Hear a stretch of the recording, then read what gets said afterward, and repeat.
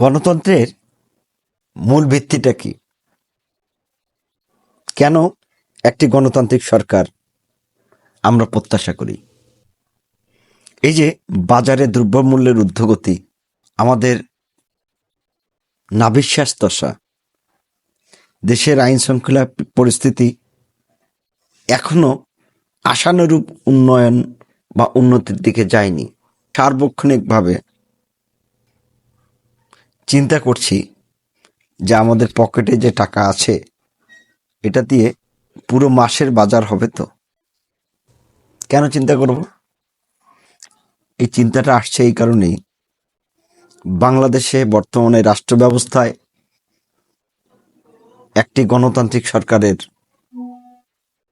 একটি নির্বাচিত সরকারের অভাব বোধ করছি আমরা সাধারণ মানুষ। গণতন্ত্রের মূল ভিত্তি হলো কি জানেন?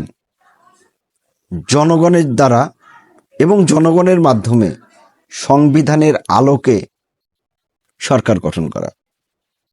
অর্থাৎ যেখানে জনগণ সরাসরি ভোটের মাধ্যমে তার প্রতিনিধিদের নির্বাচিত করবেন এবং নির্বাচিত প্রতিনিধিদের মাধ্যমে শাসন ক্ষমতা প্রয়োগ করবেন।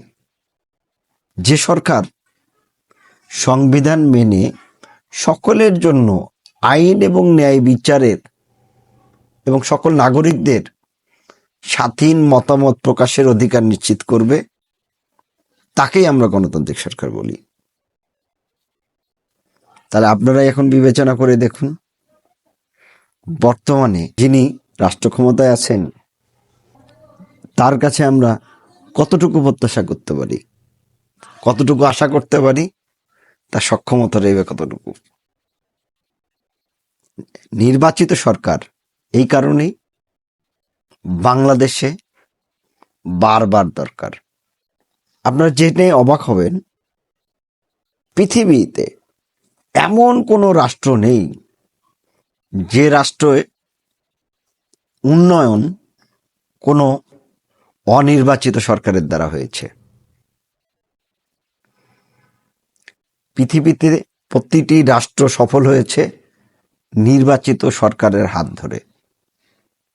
যেখানে যেখানে অনির্বাচিত সরকার রাষ্ট্র ক্ষমতায় ছিলেন, সেই সমস্ত রাষ্ট্রে